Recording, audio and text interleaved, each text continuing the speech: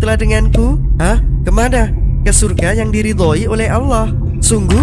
Ya, tentu saja. Tapi bagaimana mungkin? Karena dosa-dosamu telah diampuni oleh Allah. Mengapa Allah sebaik itu padaku? Karena kamu telah berbuat baik pada makhluknya. Maksudnya, kamu ingat kejadian waktu itu? Suasana siang ini cukup panas. Aku haus sekali. Itu ada sumur. Semoga ada air yang bisa diminum. Tapi di mana timba airnya? Ya sudahlah, aku bisa turun dan meminumnya.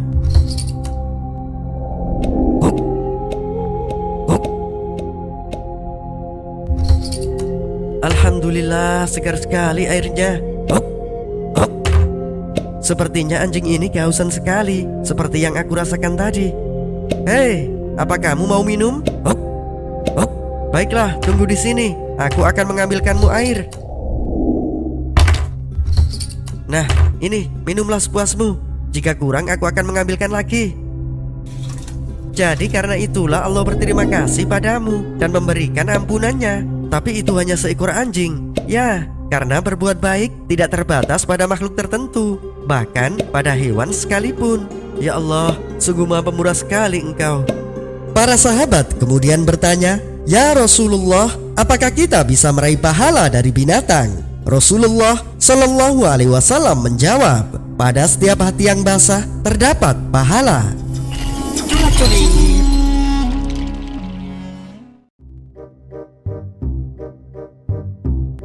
Supri. Bang Ji, ada apaan ya? Pura-pura lupa segala. Apa perlu aku posting catatannya di sosmed? Walah, hutangku ya bang. Maaf. Udah, cepetan bayar. Gak usah basa-basi lagi. Iya, nih 100.000. Makasih ya bang, udah minjemin.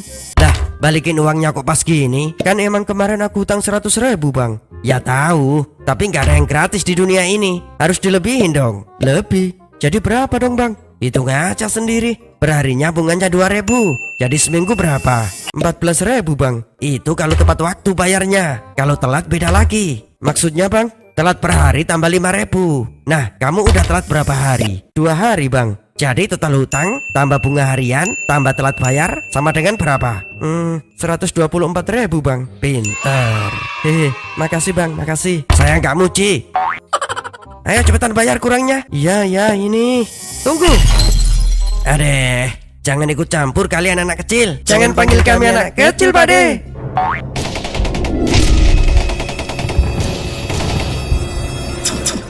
Dengar, meminta tambahan dalam pengembalian hutang dan atau meminta kelebihan karena keterlambatan pembayaran hutang adalah perkara riba. Dan riba itu jelas haram hukumnya. Ya, saya tahu, tapi kan saya kerjanya beginian.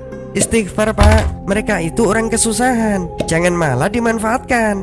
Tapi apa? Mau tanggung dosanya dan mendapat murka Allah di akhirat nanti. Adapun orang-orang yang datang dan berenang di sungai lalu disuapi batu, itulah pemakan riba. Tidak, aku tidak mau. Jika tidak mau, jangan teruskan memungut riba, karena Allah dan Rasulnya tidak segan-segan memerangimu. Bertakwalah kepada Allah dan tinggalkan sisa riba jika kamu orang-orang yang beriman. Maka jika kamu tidak mengerjakan, maka ketahuilah bahwa Allah dan Rasulnya akan memerangimu.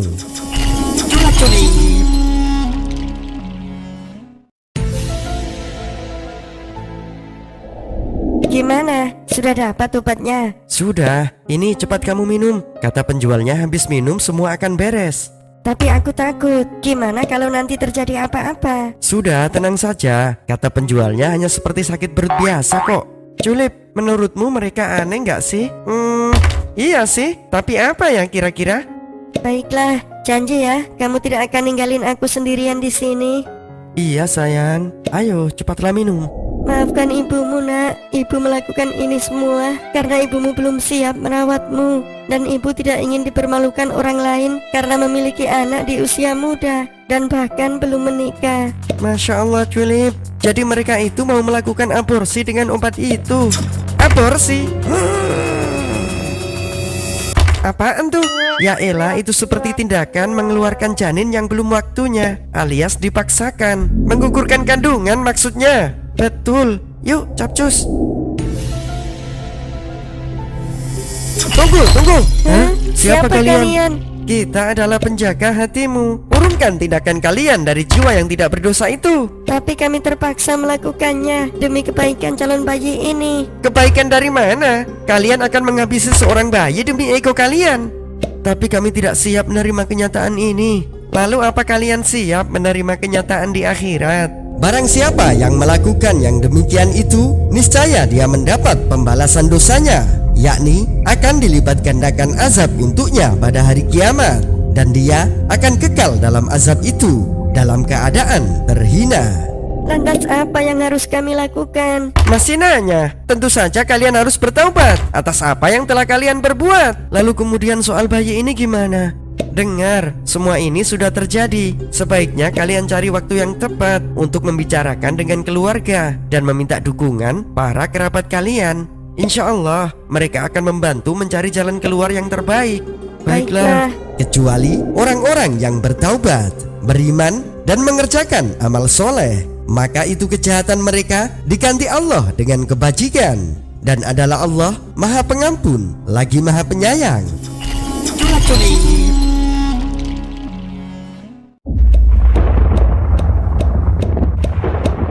Bus, minggir, jangan kesini ah. Udah nggak usah pasang wajah malas gitu. Pergi sana, pergi. Wah, bandel juga ternyata. Hei, jangan bersikap kasar pada kucing. Siapa sih kalian? Ikut campur aja. Kita adalah penjaga hatimu. Memang salah ya jika aku tidak suka sama kucing. Jika kamu tidak suka, setidaknya jangan kasar padanya. Terserah aku dong, ngapain ngatur-ngatur?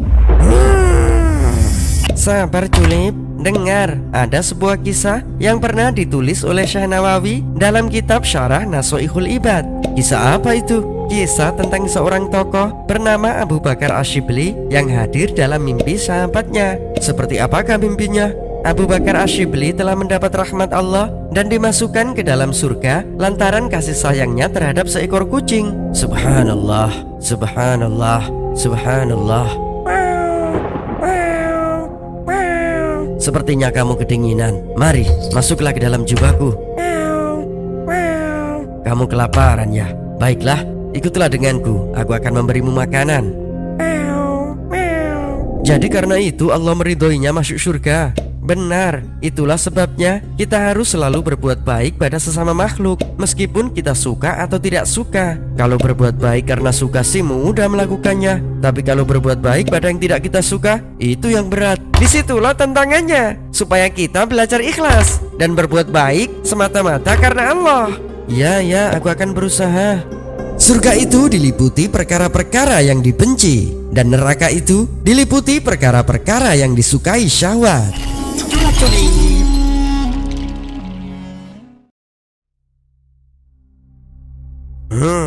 Lumayan nih, gaji awal tahun udah cair. Jangan lupa sedekahin ya bang. Nih, belajar yang rajin ya dek. Makasih bang. Culap, gimana sih? Kan kita mau ngingetin agar dia ingat sedekah. Kok malah kita dianggap pengemis sih? Loh, iya ya. Kenapa juga tadi aku terima uangnya? Kebiasaan sih, nggak fokus. Maaf.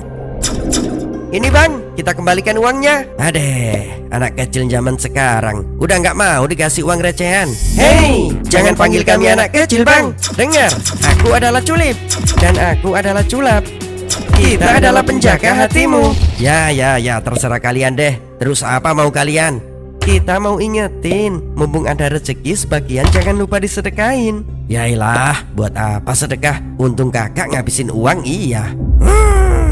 Mau tahu untungnya? Yuk ikut denganku. Tolong, lepaskan aku dari sini. Aku tidak kuat, panas. Sudah, nikmati saja sampai dosamu benar-benar habis terbakar. Tolong, percepat siksaanku biar aku bisa segera keluar dari sini. Oke, jika itu maumu. Hap. Tunggu. Ada apaan? Saat dia hidup, dia pernah bersedekah untuk pembangunan masjid. Itu sudah dihitung, tapi tetap saja belum bisa menghapus dosanya. Tapi masjid itu selalu ramai digunakan untuk beribadah. Dan dari banyaknya orang yang beribadah, dia terus mendapat bagian pahala. Seberapa banyak yang dia dapat? Nih, lihatlah. Banyak juga ya. Coba bandingkan sama sisa dosanya. Nih, catatan dosanya. Ini sih lebih dari cukup untuk membayar sisa dosanya. Ya udah, lepaskan dia. Beruntunglah, berkat sedekah yang menjadi caria bagimu, akhirnya kamu terbebas dari siksaanmu. Hah? Benarkah? Wasik. Sesungguhnya orang-orang yang bersedekah, baik laki-laki maupun perempuan, dan meminjamkan kepada Allah pinjaman yang baik, niscaya akan dilipat gandakan pahalanya kepada mereka, dan bagi mereka pahala yang banyak.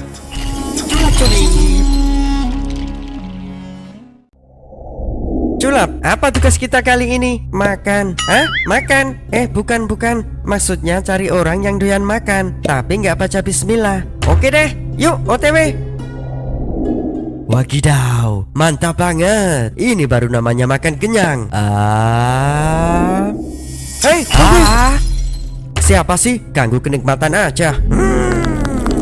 Apa kamu bilang? Kita mau ingetin, kalau mau makan jangan lupa baca bismillah, bukannya malah wakidaw. Hehehe, maaf. Emang apa sih untungnya? Apa bisa bikin makanan biasa jadi enak? Atau makanan sedikit jadi banyak? Kan nggak juga. Secara zahir memang tidak. Tapi ingat, sesungguhnya setan akan ikut menyantap makanan yang tidak diawali dengan membaca bismillah sebelum makan. Makan bareng sama setan maksudnya? Ya, dan itu bisa menjadikan makanan tidak berkah. Maksudnya, jadi saat kita makan tanpa mengucapkan bismillah, setan akan ikut makan bersama kita. Akibatnya, makanan yang kita makan dicerna oleh tubuh dan menghasilkan energi yang negatif. Kita jadi suka malas-malasan dalam beribadah, pikiran jadi kotor, hati kita jadi keras dan mudah sekali putus asa. Hah? Benarkah? Berbeda jika kita mengawalinya dengan bismillah, setan akan terhalang dan menjauh. Akibatnya, makanan yang dicerna oleh tubuh kita akan menjadikan energi yang positif. Kita jadi rajin beribadah, pikiran ikut bersih, dan hati kita pun jadi lembut dan mudah bersyukur. Jika sudah begitu, setiap langkah kita akan mudah mendapat ridho Allah dan jauh dari kemaksiatan. Serius, begitukah? Coba lihat ke sini. Apa wajah seperti ini kelihatan bercanda? Iya. Aduh, tapi tadi udah sempat ketelan. Gimana nih? Masih perlu baca bismillah nggak? Nah, ini yang penting. Kalau memang sudah terlanjur dan baru ingat belum baca bismillah, maka ucapkanlah Bismillahi fi awalihi wa akhirihi.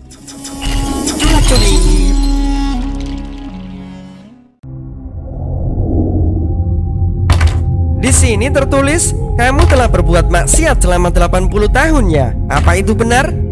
Salah itu. Gimana sih? Sembarangan aja. Yakin kamu kalau ini salah catat? Yakinlah, usiaku saja cuma 40 tahun. Bagaimana bisa aku berbuat dosa selama 80 tahun? Coba kamu jelaskan, bagaimana bisa dosanya lebih panjang dari usianya? Inilah yang namanya dosa jariah. Dosa yang terus mengalir meski orang tersebut tidak lagi melakukannya. Dosa jariah. Barang siapa mempelopori satu kebiasaan yang buruk dalam Islam, maka dia mendapatkan dosa keburukan itu. Dan dosa setiap orang yang melakukan keburukan itu karena ulahnya, tanpa dikurangi sedikit pun dosa mereka.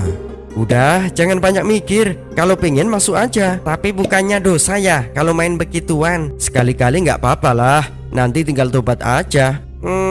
Bener juga ya. Oke deh. Jadi karena itu aku mendapat bagian dosanya. Benar, tapi aku tidak memaksanya berbuat dosa. Memang tidak, tapi kamu mendukungnya untuk melakukan dosa tersebut. Hanya begitu saja bisa berdosa. Benar, seorang bisa mendapat jariah dosa apabila dia mengajak atau mendukung dan bahkan menampilkan perbuatan-perbuatan dosa yang dilarang oleh Allah. Menampilkan juga termasuk dosa jariah ya? Ya, karena dengan begitu orang lain yang melihatnya bisa meniru perbuatan itu. Aduh, apes. Dia yang berbuat, aku yang ketumpahan dosanya. Makanya, berbuatlah yang baik supaya bisa menjadi pahala jariah, bukan malah sebaliknya. Iya, jadi aku akan disiksa nih. Masih nanya? Ya iyalah. Hap.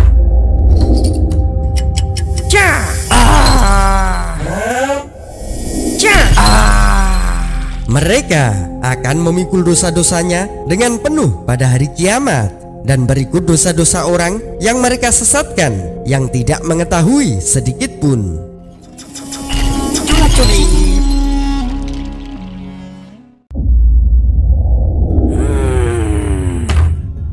majulah kalian semua.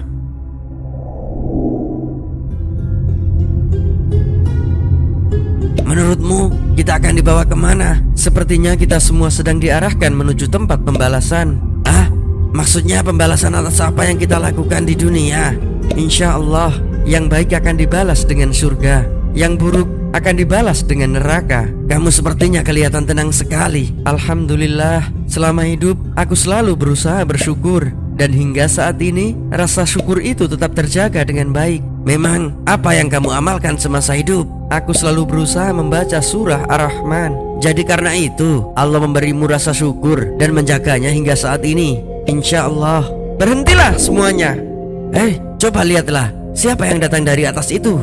Masya Allah, semoga itu adalah pertolongan dari Allah. A'udzu billahi minasyaitonir rajim. Bismillahirrahmanirrahim. Ar-Rahman 'allamal Qur'an, khalaqal insana 'allamahul bayan. Dengar, aku adalah wujud dari surah Ar-Rahman. Allah telah mengizinkanku untuk menunjuk dan memberi syafaat bagi siapa saja yang saat di dunia selalu bersamaku. Maksudnya apa ya? Apa maksudnya? Itu artinya, siapa di antara kalian yang selalu membaca surah Ar-Rahman, maka kalian akan mendapat pertolongan dari Allah. Sayang sekali, aku tidak pernah membacanya. Aku juga tidak pernah, apalagi aku. Jadi, siapa yang selalu bersamamu? Dialah orang yang selalu bersamaku semasa di dunia. Wah, ternyata dia. Sungguh beruntung dia. Iya, mari, datanglah padaku. Pintu surga sudah menantimu. Alhamdulillah, sungguh segala puji hanya bagimu ya Allah, dan tiada satupun nikmat yang bisa kudustakan darimu ya Allah. Saat aku sampai pada ayat Fabi ayyi ala'i rabbikuma tukadziban, maka nikmat Tuhanmu yang manakah yang kamu dustakan? Mereka berkata, kami tidak mendustakan apapun dari kenikmatan yang Engkau berikan. Bagimu segala puji.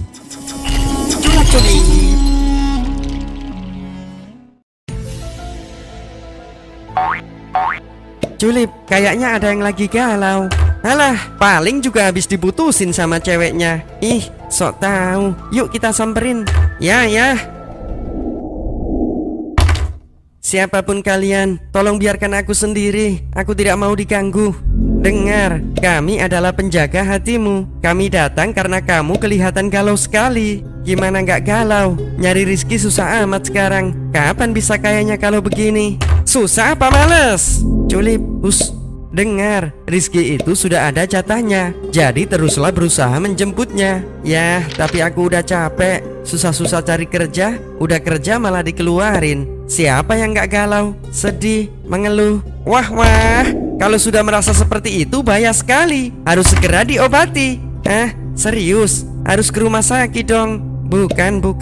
Tapi obati dengan membiasakan baca surah Al-Waqiah. Kenapa memangnya? Supaya kamu tidak mudah menyerah dan putus asa. Benar, surah Al-Waqiah memiliki banyak keutamaan. Di antaranya, barang siapa yang membaca surah Al-Waqiah, ia tidak akan tertimpa oleh kefakiran selamanya. Maksudnya kita akan diberi kekayaan berlimpah. Ya, bisa jadi Allah akan memudahkan rizkinya atau melapangkan hatinya sehingga dia merasa damai dan tentram dengan segala kecukupannya. Dengar tuh, jadi kamu tidak bakal galau seperti sekarang. Iya, jadi itu manfaatnya. Masih ada lagi, surah ini juga memiliki keistimewaan kelak di hari kiamat. Barang siapa yang membaca surah Al-Waqiah sebelum tidur, ia akan berjumpa dengan Allah dalam keadaan wajahnya seperti bulan purnama. Subhanallah, baru mendengarnya saja aku sudah semangat lagi. Ya sudah, gas, baca surah Al-Waqiah sekarang daripada galau di sini. Siap.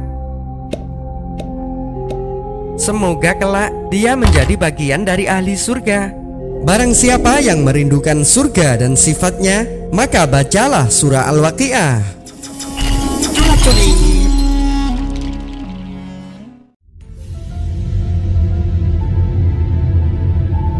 Mbah, ini aku bawakan sesajen kesukaan Simbah. Tolong jagalah wilayah kami ini dari bencana dan berilah ketentraman.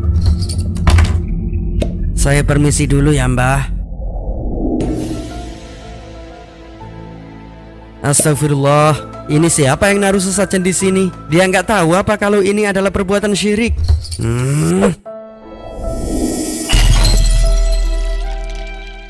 Culip, bagaimana menurutmu tindakannya? Mungkin dia belum mengerti. Yuk, kita kasih paham dia. Lah, ini ada lagi. Ini nih yang bikin azab Allah semakin dekat. Ya. Tunggu. Siapa kalian? Kita adalah penjaga hatimu. Apa ada tindakanku yang salah? Ya, jangan sembarangan mengacaukan sesajen orang lain. Kenapa memangnya? Ini kan jelas syirik dan dilarang dalam Islam. Dengar, dalam Islam memang memberi sesembahan dengan tujuan untuk memohon bantuan selain Allah tidaklah dibenarkan. Tetapi menghina sesembahan atau kepercayaan orang lain juga tidak dibenarkan dalam Islam. Benarkah begitu? Ya. Karena dengan kamu memaki, menghina, atau mengejek sesembahan orang lain, maka orang lain bisa saja menghina kembali. Naudzubillah. Dan Allah sudah menjelaskan ini dalam kitab suci Al-Quran. Dan janganlah kamu memaki sesembahan yang mereka sembah selain Allah, karena mereka nanti akan memaki Allah dengan melampaui batas tanpa pengetahuan. Tapi kalau kita diam saja, berarti kita setuju dong dengan tindakan mereka. Bukan begitu konsepnya. Benar, ada kalanya kita diam dan membiarkan karena memang ada batasan-batasan yang harus kita jaga dan hormati demi kebaikan bersama. Tapi niatku kan baik untuk menyadarkan mereka. Jika punya niat baik, tunaikan dengan cara yang baik pula. Bagi mereka hal yang mereka lakukan juga baik. Jadi kamu harus pandai-pandai dalam mendakwakan kebaikan dari sisi kamu supaya bisa diterima oleh mereka, bukan dengan cara mengacaukan seperti ini. Baiklah, aku akan perbaiki lagi caraku. Serulah kepada jalan Tuhanmu dengan hikmah dan nasihat yang baik, dan berdebatlah dengan mereka dengan cara yang baik.